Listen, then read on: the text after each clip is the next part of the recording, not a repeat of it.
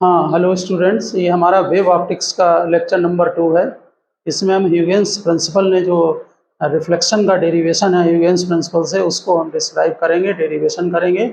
और आप लोग ये डेरिवेशन का जो डायग्राम है वो टिपिकल डायग्राम है, बुक से समझने में प्रॉब्लम होती है, इसलिए आप मेरे कॉपी और पेंसिल लेकर मेरे साथ साथ उस डायग्राम को आप बनाएं। ओके। और हम साथ में वहाँ पॉइंट में आपकी थ्योरी भी दे रहे हैं, तो उसको साथ साथ क्लियर करना। देखिए, रिफ्लेक्शन है तो रिफ्लेक्शन का मतलब है कि प्लेन मिरर होगा। ये हमारा प्लेन मिरर है, ठीक। यहाँ पर plane mirror S S dash डाल दे रहा है, और यहाँ पर हम पॉइंट नोट कर रहे हैं S S dash is a plane mirror. क्योंकि रिफ्लेक्शन पॉइंट ले रहे हैं ना, तो रिफ्लेक्शन के लिए जो है वो मिरर जो है होगा, तभी लाइट जो है वो रिफ्लेक्ट होगी या किसी सरफेस से रिफ्लेक्ट होगी, ठीक है। सरफेस भी ले सकते हैं। अब यहाँ पर हम क्या करेंगे कि रे लेंगे, तो रे जो है तो 3 रे हम यहाँ पर ले रहे हैं। ये 3 रे आ रही हैं, ये रे पैरेलल हैं। साथ साथ डायग्राम बनाते जाना मेरे। ये रे आ गई, ओके।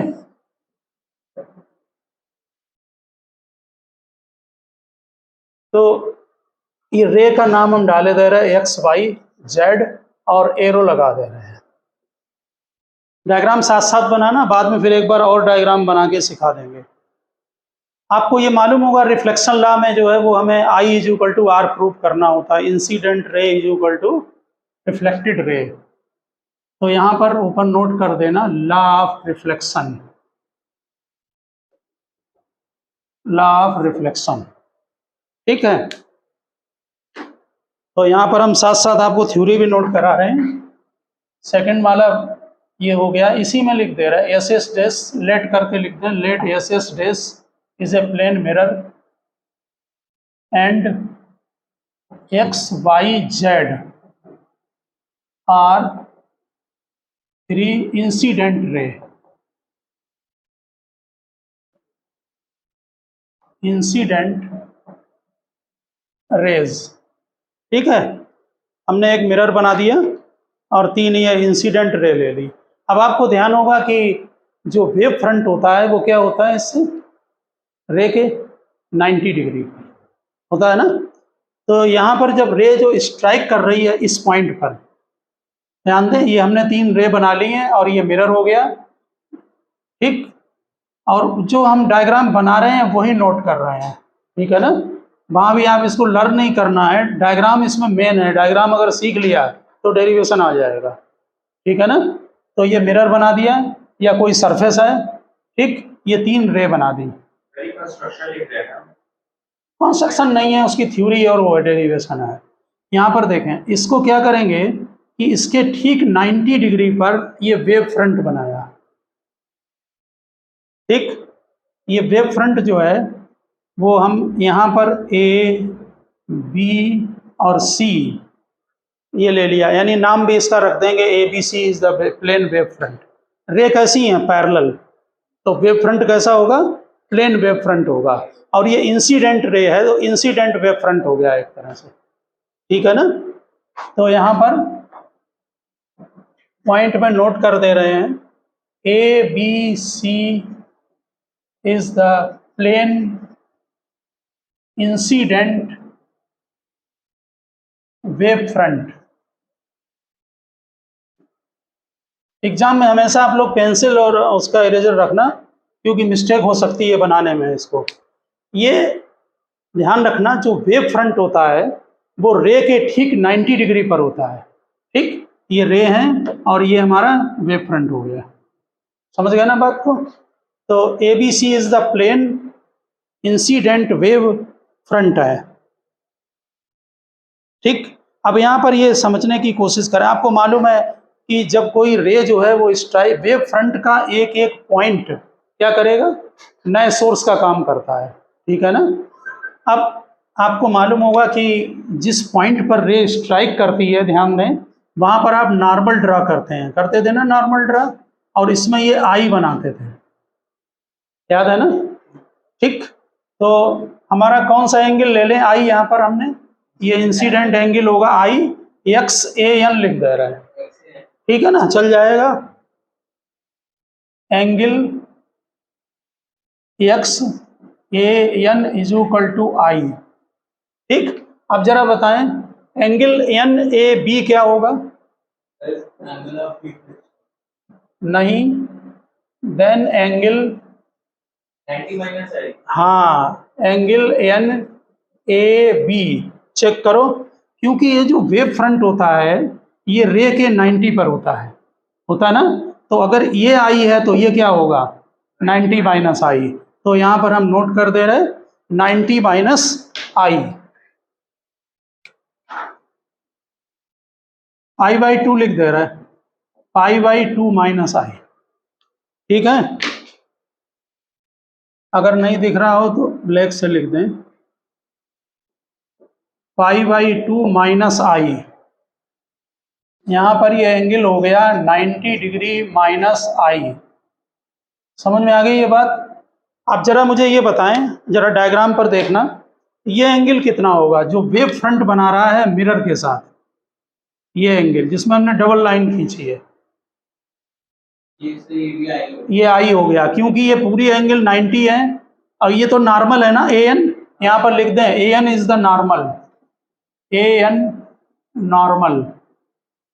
कहाँ पर है नॉर्मल? नॉर्मल एट ए पर नॉर्मल डाला है, ठीक है ना, तो ये पूरा एंगल 90 होगा, हेंस एंगल, इधर आप कोई भी पॉइंट ले सकते हैं, हमने ये ए बी सी लिया है, बीच में पॉइंट पी ले रहे हैं, तो कौन सा एंगल लिखें? ये वाला बी ए पी लिख दे रहे, ठीक है, देख लें वहां पर बी ए पी, ये एंगल आई हो गया।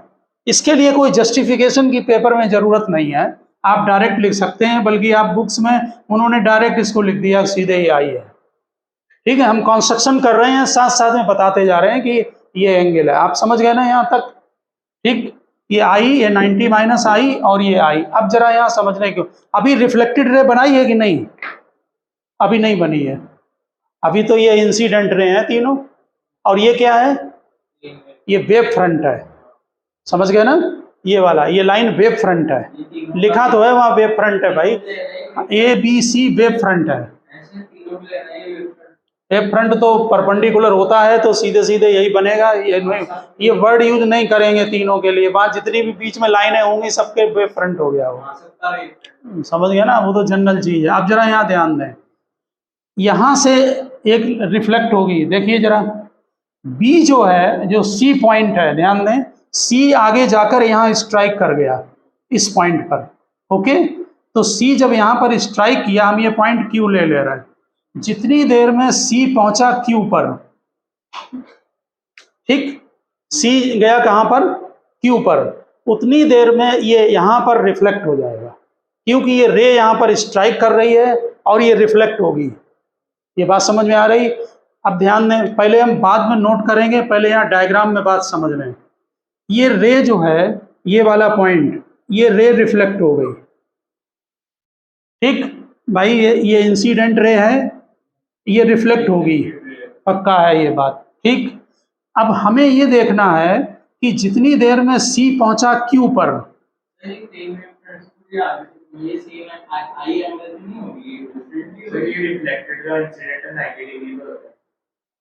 नहीं है, आप ये बात,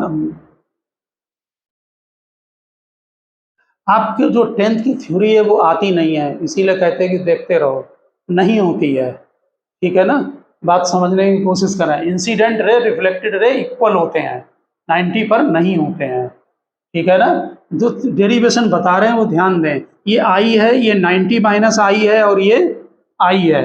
अब जरा पहले आप रिफ्लेक्शन ला ही देख लें, ये नॉर्मल होता है किसी पॉइंट पर, ये इंसिडेंट रे होती है, इसमें ये आई होता है, ये रिफ्लेक्टेड रे होती है, यहाँ पर angle i is equal to r होता है, ये रिफ्लेक्शन ला है, न कि 90 होते हैं, समझ गए ना। तो ये रे इंसिडेंट थी, यहाँ समझने की कोशिश करें बात को, जितनी देर में सी पहुंचा क्यू पर, उतनी ही देर में ए कहाँ जाएगा, ठीक, बनाए नहीं, ध्यान दें बात पर, नहीं समझ में नहीं बाद में आएगा ये क्या कर दिया। सी पहुंचा है क्यू पर, इसको सेंटर मानकर ए को सी क्यू रेडियस के बराबर इसको सेंटर लेकर एक आर्क ड्रा किया जाएगा, जिससे कि ये डिस्टेंस और ये डिस्टेंस इक्वल रहें। बात समझ में आ गई ना? यहां देखें, सी क्यू डिस्टेंस, देखिए take C Q distance as radius, लिखिए take C Q distance as radius and draw an arc with centre A, centre A को लेकर एक आर्क ड्रा करें। समझ में आ रही बात? और ध्यान रखना, ये जो लाइन हम खींच रहे हैं ये लाइन बाद में बनी है, ये हमने बना दी है, पहले आप बना सकते हैं, लेकिन यहाँ देखें ये जो आर्क ड्रा किया है आपने, ये आर्क यहाँ पर जो कट कर रहा है रिफ्लेक्टेड रे को, ये एंगल तुम्हें मालूम, अभी तो मालूम नहीं है आई और आर इक्वल, वो तो प्रूव करने हैं, अभी कहाँ मालूम है, ठीक है ना? तो ये रिफ्लेक्टेड रे होगी, यहाँ पर ध्यान दें, और इस पॉइंट से इसके ऊपर टेंजेंट डाल दें। ध्यान दें, ये टेंजेंट जो आपने डाला है, ध्यान दें, ये हमारा टेंजेंट जो है वो रिफ्लेक्टेड वेव फ्रंट होगा। ठीक, ध्यान दें बात को थ्योरी में, जितनी देर में सी पहुंचा क्यू पर, उतनी देर में ए जो है वो आपका यहां पहुंच गया, समझ लो ए डेस पर। चेक करिए, तो take C Q distance as radius and draw an arc with centre A, क्या आर्क ड्रा किया विद सेंटर ए, कौन सा आर्क है बोलो? ए डेस आर्क, आर्क ए डेस लिख दो यहां पर सीधे, arc A dash, draw an arc A dash with centre A. ये समझ में आ गई बात? सच दैट, बताओ कौन कौन इक्वल है? A dash is equal to C Q, ये दोनों इक्वल होंगे। अब फिर समझ लो, पहले ये तीन रे बनेंगी, ये वाला वेव फ्रंट बनेगा, क्या नाम है वेव फ्रंट का? ए बी सी, और ये इंसिडेंट वेव फ्रंट है, शार्ट में लिख दे रहे आई इंसिडेंट वेव फ्रंट। समझ गए ना बात? अब फिर देखो, सी जो है, चूंकि सी आगे प्रोसीड करेगा तो सी कहाँ स्ट्राइक करेगा? क्यू पर। जितनी देर में सी पहुंचा क्यू पर, उतने ही टाइम पर ए कहाँ जाएगा? रिफ्लेक्ट होकर। मीडियम सेम है, वेलोसिटी सेम है, डिस्टेंस सेम चलेगा। समझ में आ रही बात? तो सी पहुंचा क्यू पर, ए पहुंचा ए डेस पर, बनाएंगे कैसे? सी क्यू को रेडियस लेकर ए को सेंटर मानकर एक पहले आर्क बनाएंगे। समझ गए? ये लाइन बाद में खींची गई है, ए डेस, ध्यान रखना। क्या किया? आर्क बनाया, आर्क पर एक टेंजेंट डाला, जो टेंजेंट डालेंगे और ये इसको मिला दो यहाँ पर आर्क से, तो ये क्या बन गई? Reflected ray. और रिफ्लेक्टेड रे के 90 डिग्री पर, क्योंकि टेंजेंट हमेशा 90 पर होता है, तो ये जो 90 डिग्री पर डाला है ये रिफ्लेक्टेड वेव फ्रंट बन गया। अगली बात समझ में? ठीक, तो ये दोनों डिस्टेंस इक्वल होंगी, सी क्यू के इक्वल होगा और ए डेस के इक्वल होगा। ठीक, अब यहां बात समझें, एक बीच में रे और ली गई है, ठीक उसी तरह से सिमिलरली देखिए यहां पर जो ये जो तुम्हारा बी पॉइंट है, ये कहां पहुंचा? पी पर, और पी से रिफ्लेक्ट होके इधर चला जाएगा ना। और ये आर्क ये बना देते हैं, लेकिन वहां लिखना जरूरी नहीं है। ये बी कहां पहुंच गया? ये बी डेस पर पहुंच गया। ठीक, तो जरा बताना, सी पहुंचा क्यू पर, ए पहुंचा ए डेस पर, बी कहां गया? बी पी और पी से बी डेस पर। जैसे अगर मान लो ये 10 सेंटीमीटर की डिस्टेंस है सी क्यू, ठीक, तो ये भी 10 होगी ए डेस। मान लो ये 3 है, तो 3 में से माइनस किया, ये कितना हुआ? 5 हुआ, 5 सॉरी 7। अब इसको सेंटर मानकर 7 से यहां आर्क ड्रा कर दिया। बात समझ में आ गई? ऐसे समझे यहाँ पर, similarly B P plus P B dash is equal to, ये भी सी क्यू के इक्वल होगा। जैसे सी पहुंचा कहाँ, क्यू पर, ए पहुंचा ए डैश पर, ये आर्क ड्रा किया। आर्क ड्रा एक्चुअली में है क्या, डायग्राम में पहले आर्क डाला जाएगा, ध्यान दें, फिर टेंजेंट डाला जाएगा, फिर इस पर ये लाइन मिलाई जाएगी। बात समझ गए ना? ठीक उसी देर में बी भी तो जाएगा आगे, तो बी इस पर स्ट्राइक करेगा और कहाँ पहुंच गया, बी डैश पर। तो जो डिस्टेंस बचेगी इसको सेंटर मान के यहाँ आर्क हो जाएगा, लेकिन इसको लिखते नहीं थ्योरी में। सिमिलरली यहाँ सीधे लिख दिया कि बी जो है BP plus P B dash is equal to C Q, तो पी बी डैश क्या होगा, बोलो, सी क्यू माइनस बीपी। ठीक, अब क्या करेंगे, P को सेंटर मानकर PB डैश से आर्क ड्रा कर लिया, ये वाला आर्क, समझ गए ना? फिर समझ लें, ये 10 सेंटीमीटर है अगर मान लो, तो ये भी 10, CQ 10 है, तो A डैश भी 10 होगा। ठीक, अगर मान लीजिए ये हमारा 3 है तो बचा 7, तो P को सेंटर मानकर 7 सेंटीमीटर की लेकर यहाँ एक आर्क लगा दिया, और वो आर्क यहीं पर आएगा। इस बात समझ में आ गई ना? नेचुरल है कि ऐसी बहुत सारी रे होंगी, 3 रे बनाकर डेरिवेशन किया गया है। बात समझ में आ गई ना? तो अब यहाँ क्या लिखें, बोलो, पी बी डैश हो गया सी क्यू माइनस, बोलो क्या लिखें, take P as a centre, लिखो, take P as a centre, draw arc P B dash, take P as a center, draw, हाँ देख लो ना, P सेंटर है, draw arc P B dash, ये हो गया डायग्राम में। कहीं नहीं सच दैट लिखें, सीधे लिख दो, take P as a centre, draw an arc P B dash, और ये इक्वल हम कर चुके हैं, ऊपर है, पी बी डैश की वैल्यू निकाल चुके हैं माइनस करके।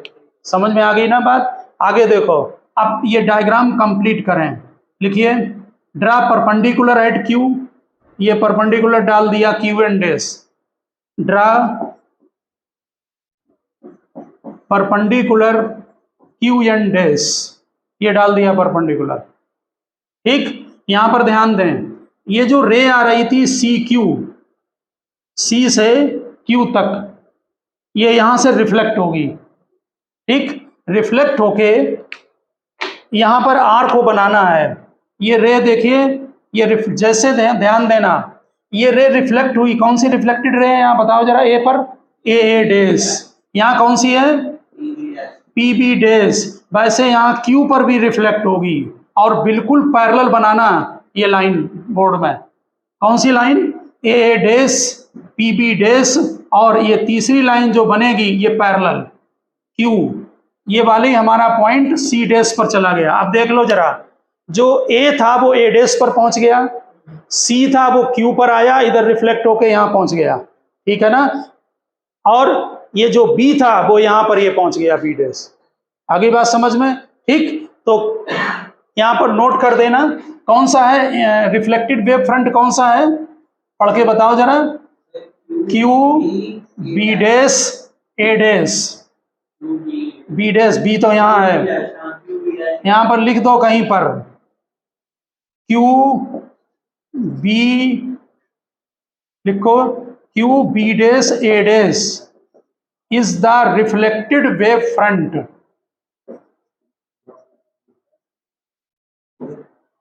ये समझ में आ गई बात, ये रिफ्लेक्टेड वेव फ्रंट हो गया।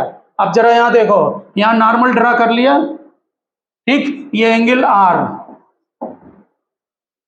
कौन सा एंगल है बोलो, C dash Q N dash is equal to r, ये बन गया, C dash Q N dash is equal to r. समझ गए ना?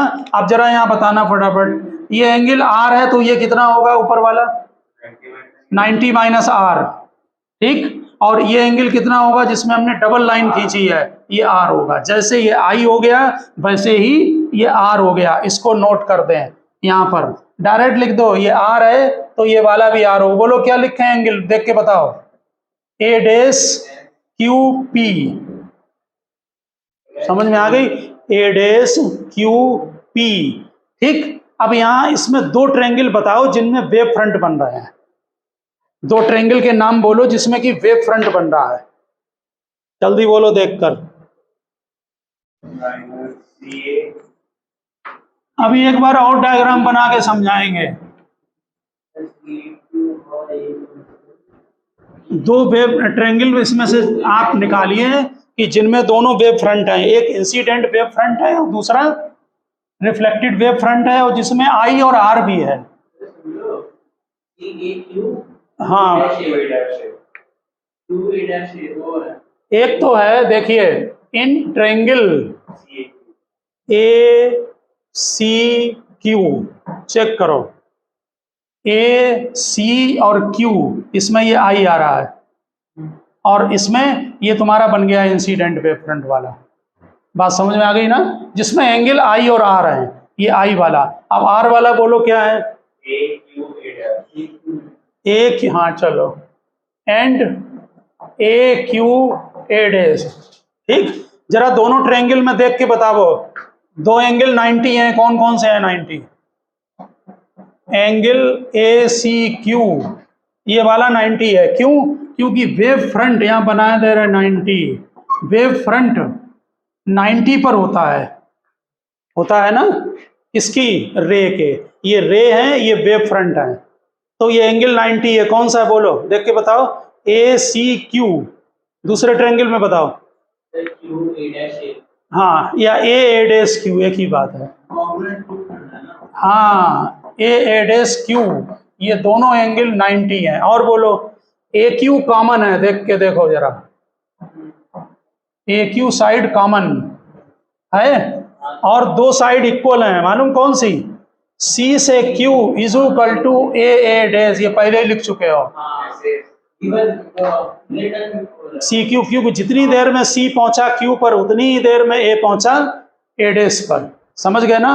हेंस लिख दो, बोथ ट्रायंगल्स आर कॉन्ग्रुएंट। हाँ, बस वो नहीं लिखने की जरूरत है यहाँ, वो 10th के मैथ में लिखना। लिख दो ट्रायंगल्स आर कॉन्ग्रुएंट, और अगर ट्रायंगल्स कॉन्ग्रुएंट हैं तो फिर थर्ड एंगल इक्वल होगा। हेंस, हाँ, या लिख दो सीधे, hence i is equal to r. Hence i is equal to r. अब एक बार हम जरा डायग्राम फिर सिखाएंगे। हाँ, एक बात ध्यान रखना, इसमें हाफ मार्क्स कटेंगे अगर सेकंड पॉइंट नहीं लिखा। एक रिफ्लेक्शन लॉ में एक पॉइंट और था 10th में, incident angle, reflected ray, incident ray, reflected ray, normal, all lie in the same plane. तो वो भी नोट कर दें, क्योंकि सीधा प्लेन दिख रहा है और सब वो कुछ नहीं लिखे हैं, सीधे यहाँ पर नोट कर दो कि incident ray, reflected ray, incident ray, reflected ray and normal all lie in the same plane.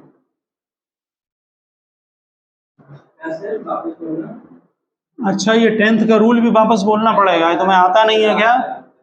खुद ही लिख दो ना। और जरा यहाँ पर ना, अगर दिमाग में नहीं बैठ रहा हो तो जरा एक बार यहाँ फिर देख लो, हम फिर बना रहे हैं।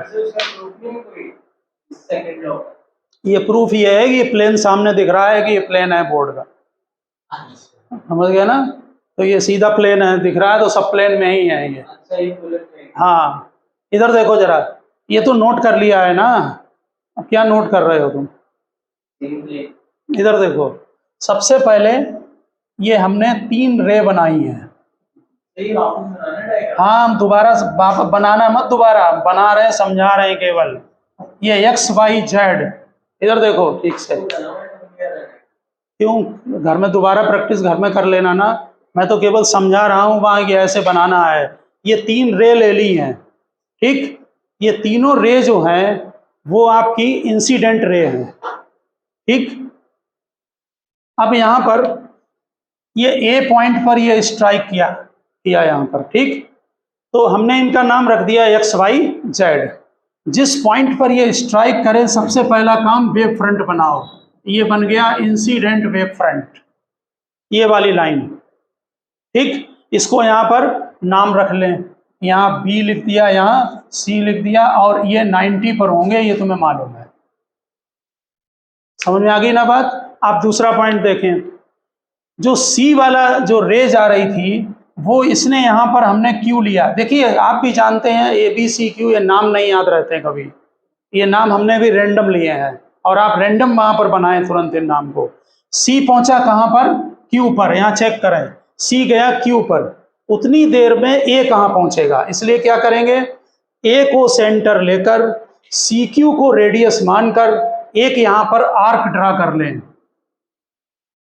उसको नहीं बनाए, देख लें हम जो डायग्राम बना रहे हैं, यहाँ पर एक आर्क ड्रा कर लें पहले, ये लाइन बाद में खींची जाएगी वहां पर, समझ गए ना। जो आर्क आपने ड्रा किया है इससे यहाँ पर एक टेंजेंट डाल दें, ये बन गई रिफ्लेक्टेड वेव फ्रंट, और इसको 90 पर ये सीधे मिला दें, ये रिफ्लेक्टेड रे हो गई, जो कि ए पर स्ट्राइक कर रही थी उसकी ये रिफ्लेक्टेड रे बन गई। यहाँ नॉर्मल ड्रा करें, ये आई है तो ये वेव फ्रंट भी यहाँ से आई बनाएगा, ठीक। एक आई था, दूसरा 90 माइनस आई हो गया, और ये आई हो गया। ठीक इसी तरह से बी वाली जो रे आ रही थी वो पी पर स्ट्राइक की, और ये यहाँ से रिफ्लेक्ट होकर जो डिस्टेंस बची है उससे यहाँ आर्क ड्रा कर लिया, ठीक। यहाँ पर एक नॉर्मल ड्रा कर दें, ठीक, इसे एन, यहाँ एन डैश डाल दिया, ये रिफ्लेक्टेड रे आर बना लें, ये 90 माइनस आर होगा और ये टोटल एंगल आर होगा, बस। उसके बाद आई और आर को केवल चेक करें कि कौन सा ट्रायंगल है, और ये दो ट्रायंगल लेकर उनको कॉन्ग्रुएंट प्रूफ कर दें। इसमें दो एंगल ये 90 पर हैं, ठीक। कौन कौन से ट्रायंगल? ए सी क्यू, दूसरा ए डैश और क्यू, समझ गए ना। और इसकी ये साइड कॉमन है, कौन सी साइड? ए क्यू, ठीक। और इसमें जो डिस्टेंस आ रही हैं, जो आपने ये ली है डिस्टेंस, ध्यान, हमने वहां पर ऐसे नोट किया है कि जो सी क्यू है वही डिस्टेंस थी ए डैश, और ये सी टी के इक्वल होगी। वो डिस्टेंस क्या होता है? वेलोसिटी इनटू टाइम, समझ गए ना बात, आ गई होगी ना समझ में, ठीक। तो ये लॉ रिफ्लेक्शन लॉ है, ठीक। अब हम दूसरे का आपको डायग्राम समझा रहे हैं, क्योंकि जो रिफ्रैक्शन लॉ है ना उसमें लाइट एक मीडियम से दूसरे मीडियम में चली जाती है, और एक मीडियम से दूसरे मीडियम में जाने की वजह से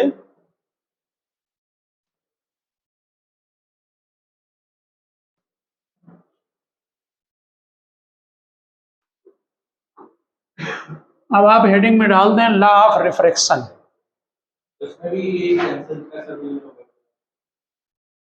नहीं, आप पेन से बना लो, नहीं तो मेरा मार्कर ले लो। तो लॉ ऑफ रिफ्रैक्शन, रिफ्रैक्शन में आपको मालूम है कि मीडियम चेंज हो जाता है, इसके और भी मेथड होते हैं ड्राइव करने के, ठीक है ना। ये तो वही आप बड़ा सा ग्लास स्लैब बना दोगे, उसमें से पास कर दोगे इंसिडेंट। देखें, हम पहले डायग्राम सिखा रहे हैं, थ्योरी बाद में चलेगी, ठीक है। देखिए, आप केवल डायग्राम बनाना आज सीख लें, कल फिर इसको बना के इसको ड्राइव करेंगे वगैरह, ठीक है। नेचुरल है कि जो रिफ्रैक्शन लॉ होगा, यहाँ लॉ ऑफ रिफ्लेक्शन, ये थोड़ा सा उससे थोड़ा टिपिकल है। इसमें स्पीड चेंज होगी एक मीडियम से दूसरे मीडियम में, ठीक। स्नेल लॉ तुम्हें पता होगा, इसमें प्रूव करना है mu is equal to sine i by sine r, ठीक। स्पीड v1 और v2 है, हम इस मीडियम को रेयरर मीडियम और इसको डेंसर ले रहे हैं, ठीक है। इतना डायग्राम सेम है कि ये तीन रे ले लें जो वहां पर आपने बनाई थी, ठीक है, बिल्कुल सेम डायग्राम है। ये रे ले ली थी, एक्स वाई जेड ले रहे हैं, ठीक। इस पॉइंट पर नॉर्मल ड्रा कर लें, वो भी सेम है, इसमें भी कोई प्रॉब्लम नहीं है। इसमें ये एंगल आई और एक इंसिडेंट वेव फ्रंट भी बना लें। अगर आप ध्यान से देखेंगे ये डायग्राम इतना कॉमन है हमारा, ठीक। नाम यहां पर रख लें ए बी सी, ठीक।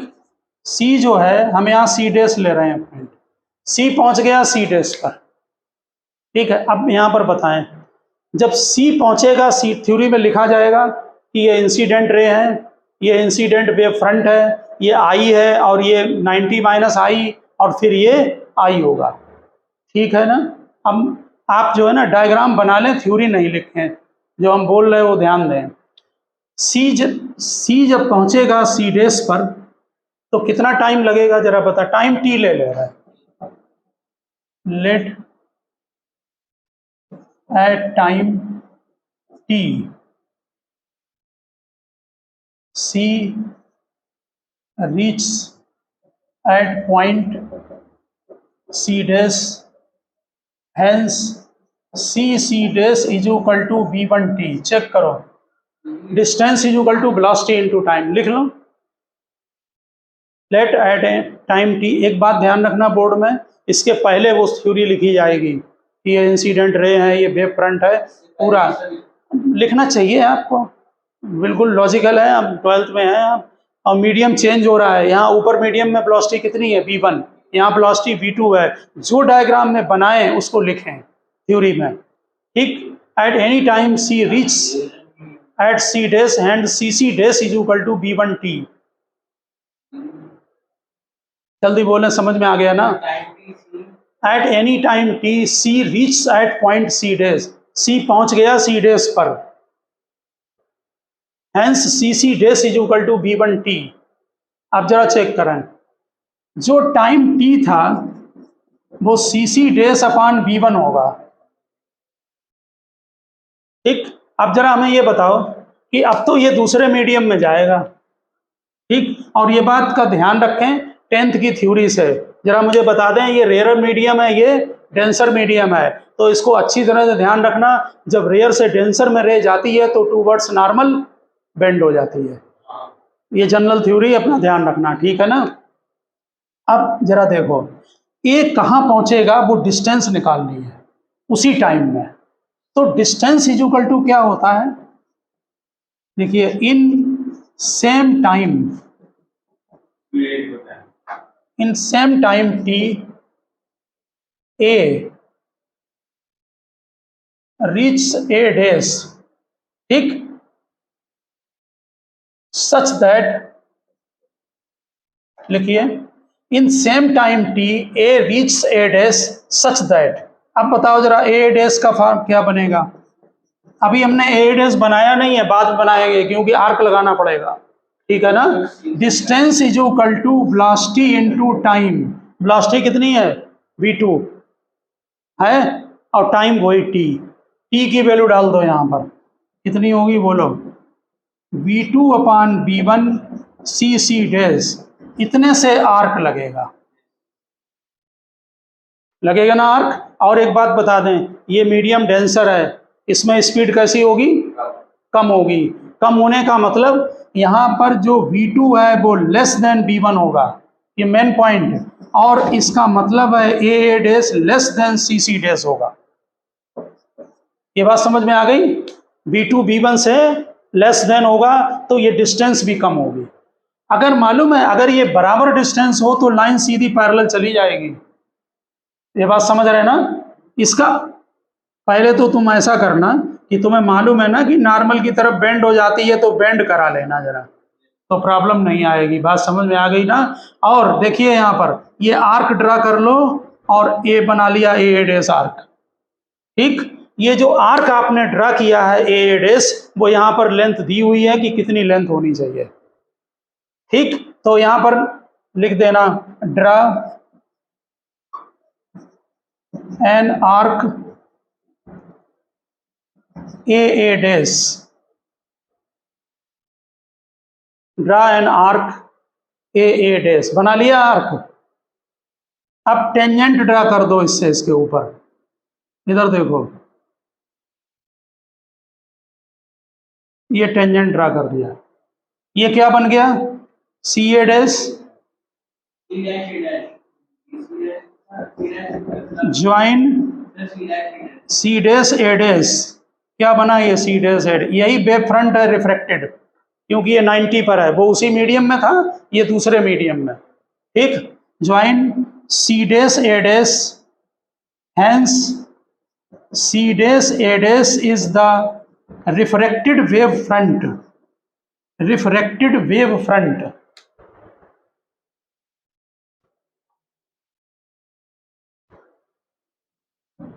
C dash A dash is the refracted wave front.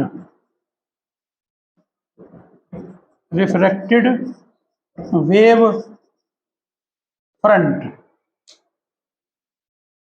ये लिख दिया ऊपर वाला। ये जरा डाटा ध्यान रखना, जब पूछें तो गलत ना बोलना। ये हो गया, लिख दिया। आप जरा यहां पर देखें, देखो ये बन तो गया है आपका। यहां पर, यहां से आप नॉर्मल एक ड्रा कर दें या आर बना दें। ये नॉर्मल एन डैश मान ले लिया, एन डबल डैश लिख दें। ठीक, जैसे देखिए यहां पर, जैसे ये रिफ्रैक्टेड रे हो गई ए डैश, ठीक उसी तरह से सी पर भी रिफ्रैक्टेड रे बनेगी जो कि इसके बिल्कुल पैरेलल होगी, और वहां पर आर लगा दें। ठीक, ये एरो लगा दो, ये रिफ्रैक्टेड रे बना दी। ठीक है ना, देखें ध्यान से, ये आर है, ये कितना एंगल होगा बोलो, ये वाला 90 माइनस आर, और ये कितना होगा, आर होगा। ये इस प्रैक्टिस में आ गया होगा, जैसे ये आई बन गया वैसे यहाँ पर ये आर बन गया। और ध्यान रखें, जो बीच वाली रे है इसमें एक प्रॉब्लम भी ये है कि इस मीडियम में तो ये B1 से चलेगी।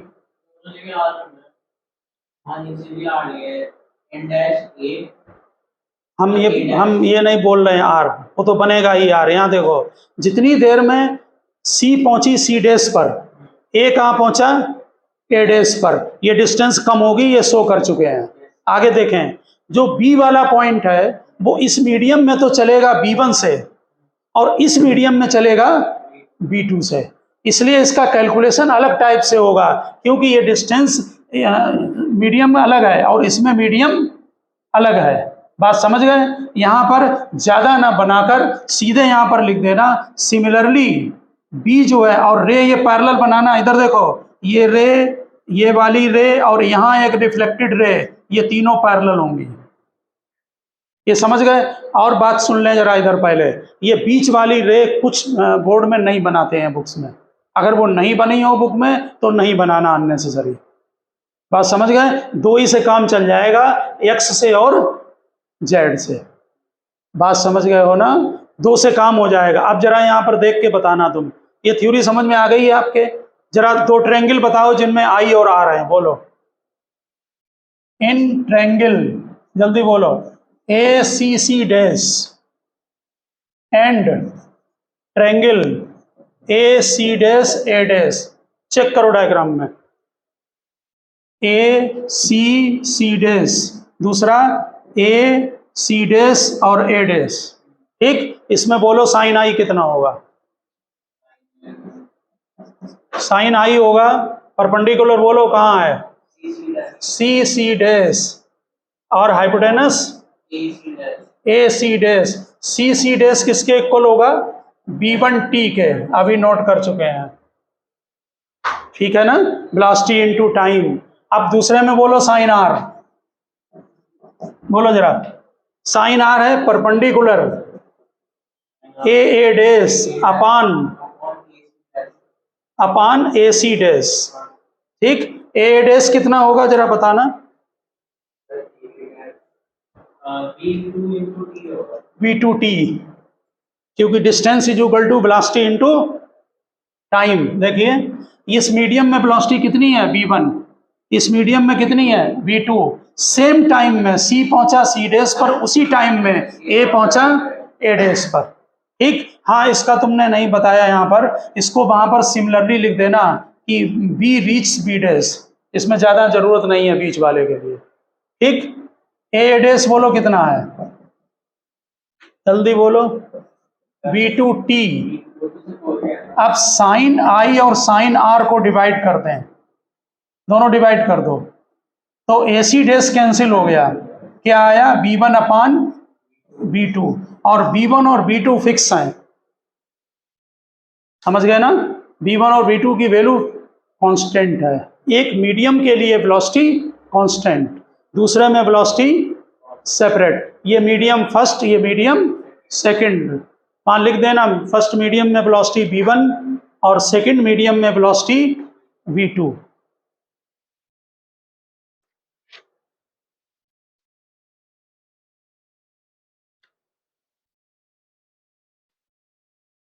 ये जो रेशियो निकाला है sine i by sine r, ये कांस्टेंट होगा। इसी को हम म्यू बोला करते हैं, रिफ्रैक्टिव इंडेक्स। ये जो रेशियो निकाला है आपने, देखिए यहाँ पर नीचे नोट कर दें। देखिए, this ratio is constant and this ratio is constant and given by mu is equal to sin I by sin r is equal to v1 upon v2। देखिए, mu is called refractive index of denser medium, refractive index of denser medium with respect to rarer medium। mu is called refractive index of denser medium with respect to rarer medium, and it is constant for two medium, and it is constant for two medium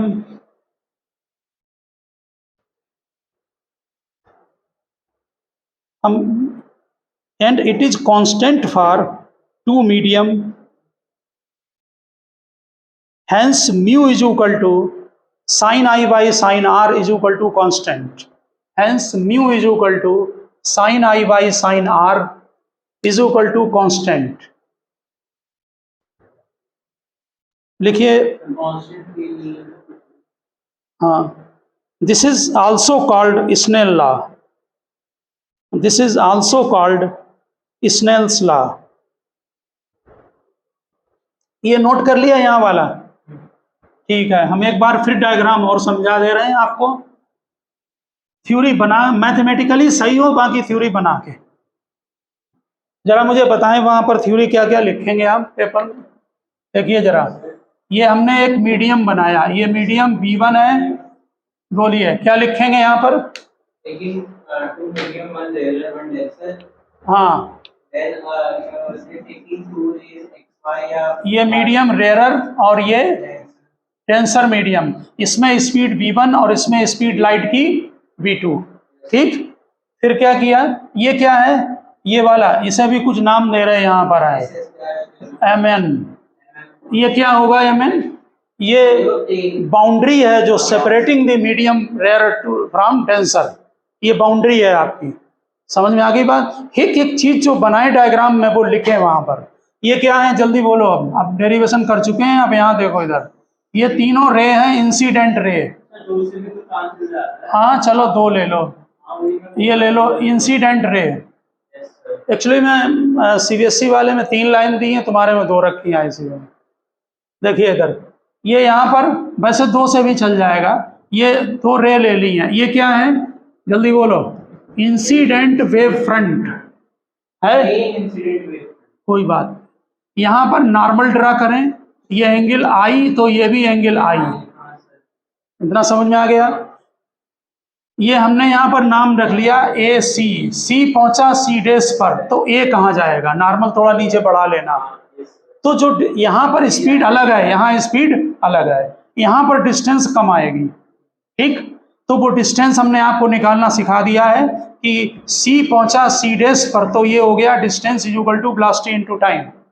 ठीक उसी time में ए डेस जाएगा, speed v2 और time यही वाला लेंगे सी डेस upon v1। ए को centre मानकर यहाँ आर्क ड्रा करें और ये आपकी रे बन गई रिफ्रैक्टेड, इस पर टेंजेंट डाल दें, ये आपका रिफ्रैक्टेड वेव फ्रंट बन गया, ये आर हो गया। यहाँ से ऐसे ही नॉर्मल डालें और इसके पैरेलल एक लाइन यहाँ पर और ड्रा करें, ये आर है, ये भी आर हो गया, ये आर, ये 90 माइनस आर और ये आर बन गया। ये बन जाएगा आपका डायग्राम। इसमें एक ट्रायंगल ये ले लें जिसमें आई है और दूसरा ट्रायंगल आर वाला ले लें। एक में लिखें साइन आई, दूसरे में साइन आर, और दोनों डिवाइड कर दें। थ्योरी थोड़ा ठीक से लिखी जाएगी। ठीक, तो ओके स्टूडेंट, आप डेरिवेशन की इनकी प्रैक्टिस करना दोनों की, ठीक है ना। बोर्ड में आते हैं ये डेरिवेशन, ये ह्यूजेंस प्रिंसिपल का डेरिवेशन है रिफ्लेक्शन और रिफ्रैक्शन ला के। ओके।